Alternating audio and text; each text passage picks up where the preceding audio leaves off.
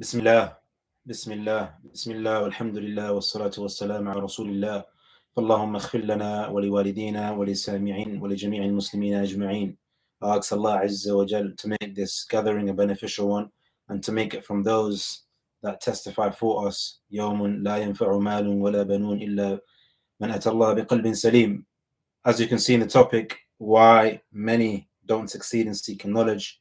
Now, of course, this is not to say that people don't, but rather it's just general advice from that which I thought myself I can give through the mistakes that we have done and many others, and the advices of the ulama that they have given regarding seeking knowledge and how one can remain steadfast upon on the path of seeking knowledge, and also how one can benefit from his time and be able to keep it up and actually benefit and see the fruits of his journey. So, first and foremost, just to clarify, many have been asking regarding the list, Jamia Islamiyya list, Jamia Tayyiba. So we'll start with the Jamia Tayyiba before actually going to the topic. Now, as many know, Jamia Tayyiba in itself, the list has not come out because the date for applying has not closed. Inshallah, on the 7th of July, so next week, a couple of days before Eid, they're going to close the bab for applying. So if you haven't done so, then hasten to apply. For those that have been asking regarding maharim and the mahram and how it works, having a male relative accompany you, you have to have them throughout the whole time you're there, sisters. That's obviously something that I believe that I did touch on in the previous video. Now, with regards to all of those that have applied, when does the list come out? Inshallah, some after Hajj. That's what they that's what they did state actually on the website. Also, regarding Jamia Islamiyya, unfortunately, the list hasn't come out yet. I know everyone has been anticipating to see when the list is going to come out. I mean, I would love for it to be out already for those that wanted to apply or those that applied, so they can see a list. Those that do want to apply, so they can apply again. Up until now, unfortunately, it hasn't actually opened. The list is not available, unfortunately. Now, those that have not applied and they do want to apply, then make sure you get all your paperwork ready so that when the list does come out, you can straight away put your things forward and you don't waste time.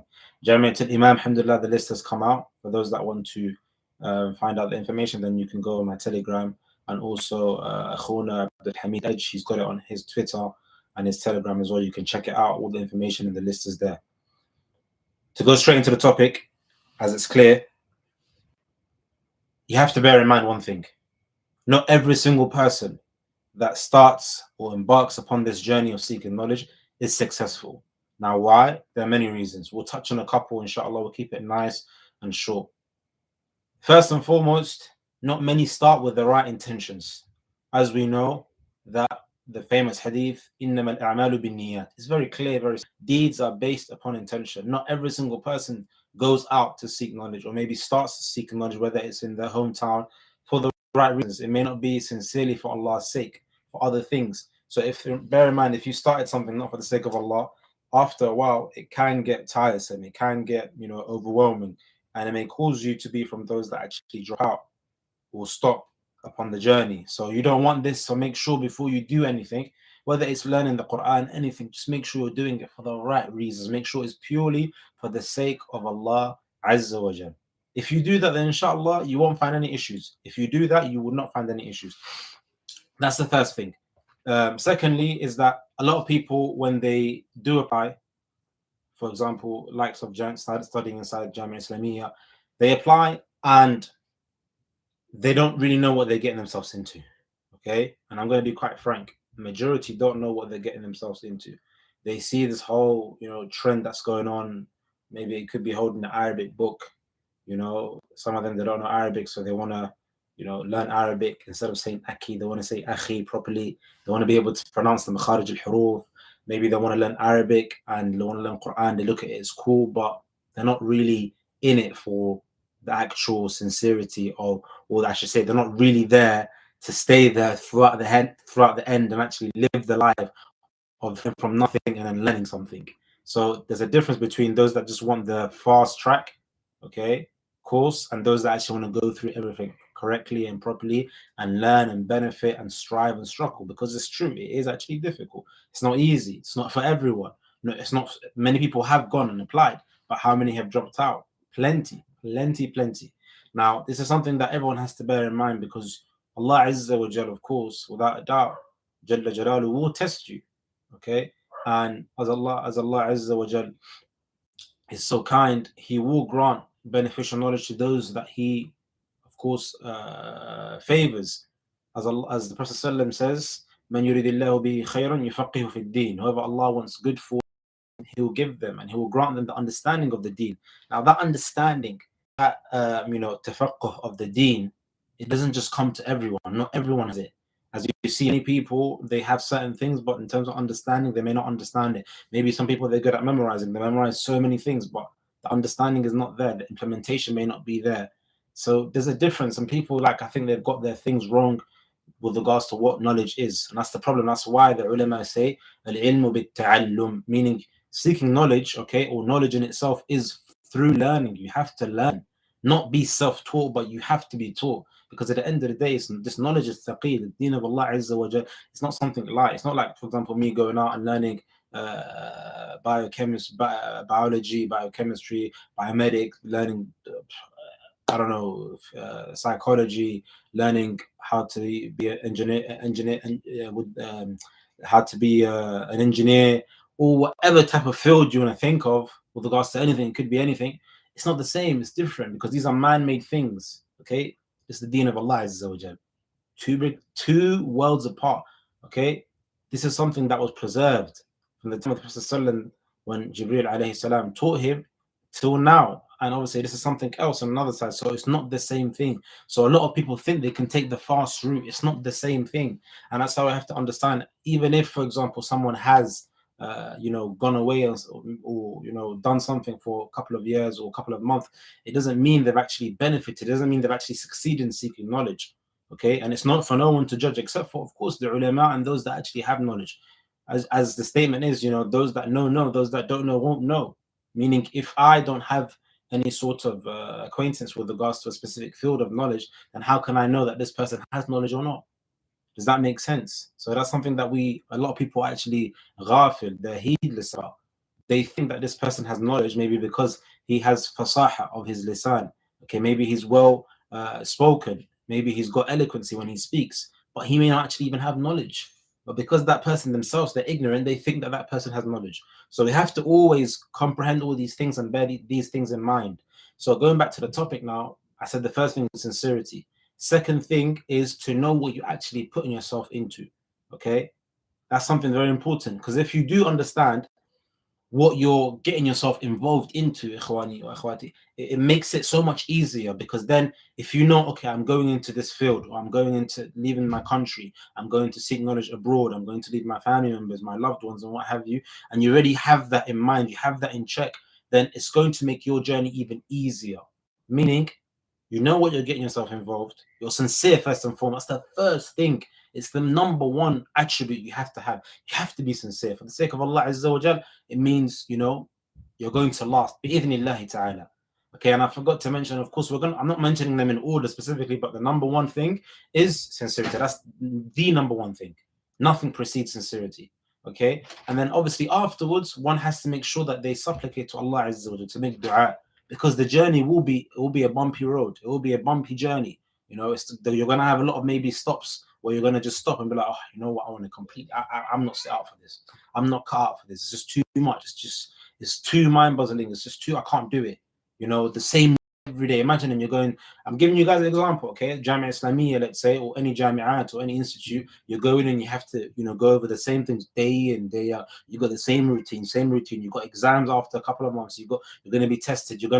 It gets a bit difficult. It may get a bit heavy. I'm not trying to put anyone off. I'm just trying to say to everyone how you can overcome these things and be successful. Now, with dua, the dua silah al-mu'min, isn't it? We all know that hadith. So because the supplication is the weapon for the believers, it's going to be easier for you if you actually make dua, because number one, you've been sincere. That's the first thing. You got that in point, because you're doing it for the sake of Allah Azza wa Jalla. You're not doing it to gain, some sort of benefits in the worldly affairs. You're not doing it to be known, to be recognized, you're not doing it just for the sake of Allah Azza wa Jalla. So when it's for the sake of Allah, the script changes completely, period.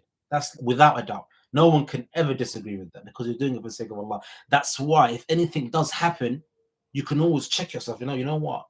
Wait, hold on a minute. Like, I think I'm getting a bit too full of myself. And you could be like, whoa, like, I don't know what's going on, mate. You know you're not fit for that. Why are you putting yourself forward? That's not for the sake of Allah. You're just doing that so people can know that, you've done that.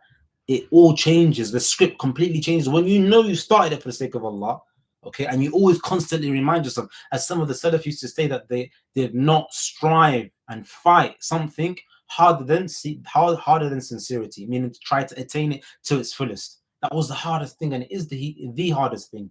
One of the ulama were even asked, how do I attain sincerity? The alim responded and said, if once you know, please let me know. Out of him being humble, because no one can say I'm sincere. That's it. Yes, that's more or less difficult, impossible. So if you've got that in point, and I'm stressing on it again because it's very, very important, it does make the difference between, you going the extra mile and finishing that lane and you not even being able to go past the first 20 miles. That's the difference. So you got that in check. You're able to be sincere. Bi'idhnillah, you try to make yourself, you do mujahidatul nafs, you strive with your inner self, you strive to make it sincere. The next stage, of course, understanding, trying to, have a full comprehension of, okay, what am I actually getting myself into? Am I really set up for this? Can I really do it? Of course, you should push yourself, but is it really me? Because many brothers that I've spoken to throughout my time over there, and when we were there, many brothers were like, really and truly, I was not set out for this. Alhamdulillah, I managed to finish it. I wasn't set out for this, because it's like, it depends what you're getting yourself into and what you want to achieve from it. Many brothers say that, alhamdulillah, I wasn't set out for it in the beginning, but after dua and Allah making it easier for me, I don't regret it. But it's not for everyone. So it's just this whole thing of, you have to understand what you're getting yourself into. If you know that it's going to be, you're going to go through ups and downs, it's going to be a rough journey, it's going to be difficult, but you're sincere and you want to achieve the fruits, then alhamdulillah, it makes your journey easier. Okay, you will have times, you're Bani Adam, you're insan, you're the son of Adam, you're going to have times when you're going to be low and you just don't want to completely give up. But what happens then? When you're completely low and you started for the right reasons, okay, you know what you're getting yourself into, and you just drop like below minus. You make dua to Allah Azza wa Jal. When you make dua to Allah Azza wa Jal, it makes things so much smoother and easier. But of course, as Allah says in the Quran, Alif Lam Mim, أحسب الناس أن يتركوا أن يقولوا آمنا هم لا يفتنون. Abadan, impossible. Alif Lam Mim, do the people think that they'll be left alone and not tested just because they say they believe? So now imagine, you said you believe, you're a believer and what have you, you're practicing, now you want to go the extra mile.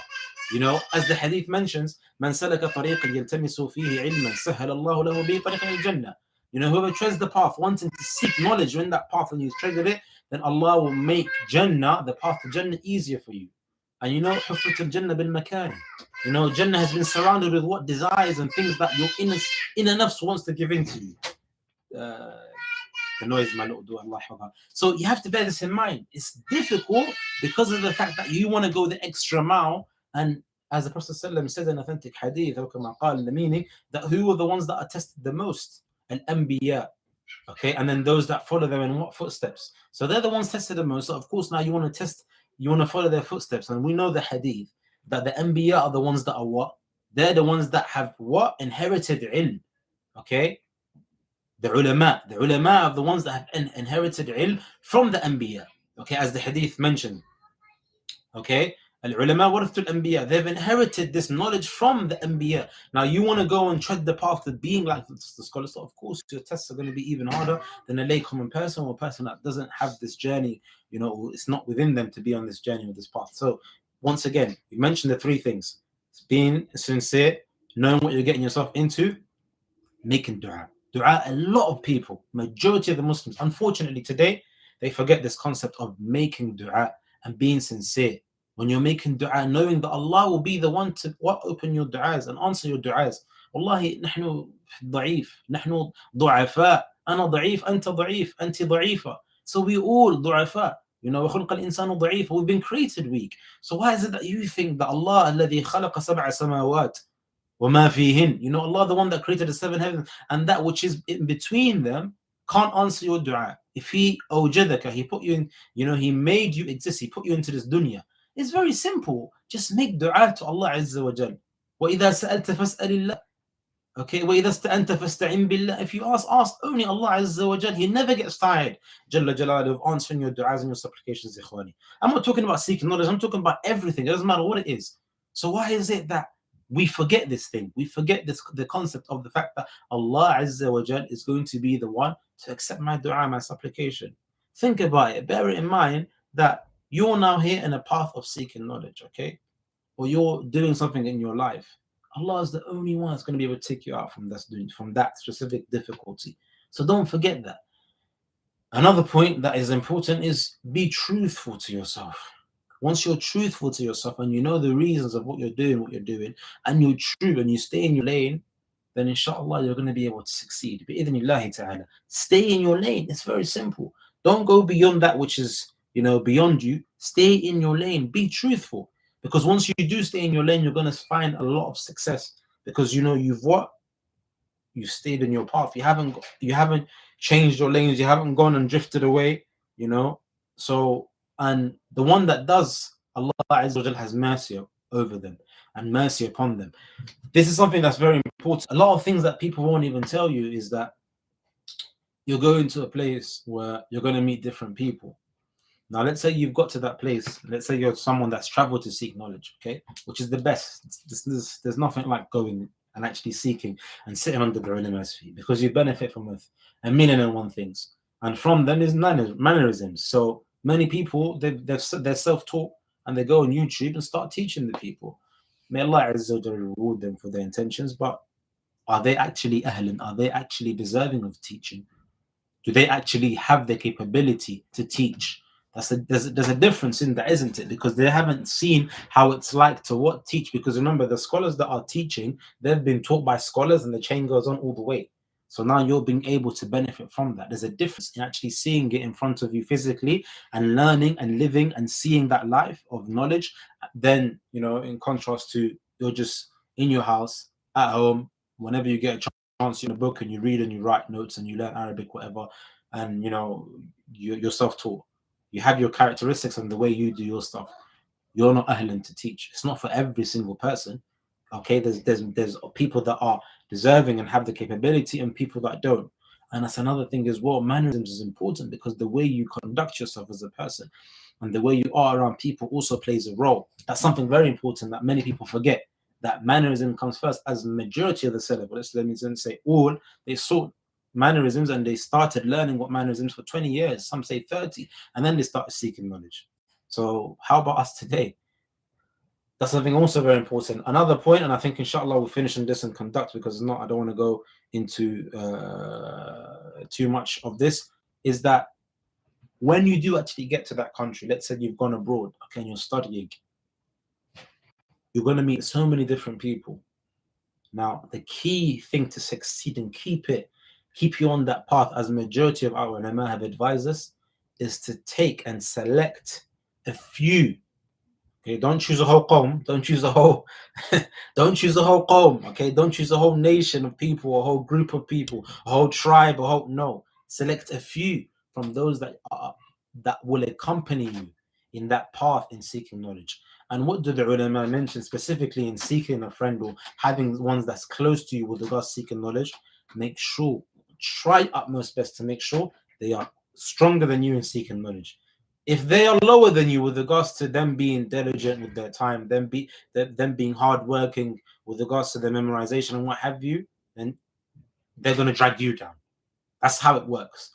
If they're weaker than you, they're going to drag you down. Very, very rarely you find that they're weaker than you and they like to chill and what have you, and you're going to, bring their levels up. No, it works the other way around, because you're going to end up being a bit, lenient with regards to certain things. And, you're going to be a bit, okay, I take a break today.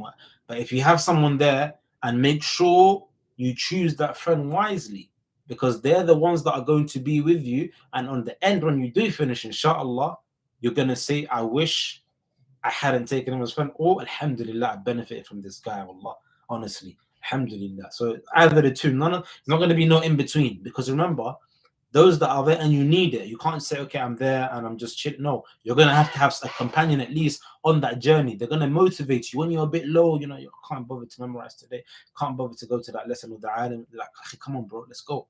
Come on, man, let's go. It's only 30 minutes. What are you going to do in 30 minutes? Let's go. So they're going to be pushing you all the time. Remember, a person is upon the religion of their companion. Amar ala dini khalili. Okay, so towards whom that you take as your companion. So if you have a right companion and a good companion that's helping you, okay, and they're there and they're stronger than you. Remember, if they're stronger than you, you're only going to do one thing. You're going to want to compete, because you'll be like, you know what, he's memorized the 5 pages. You know what? Let me do 10. Okay, he's memorized 2-3 books today. Let me do another one. Let me do an extra one.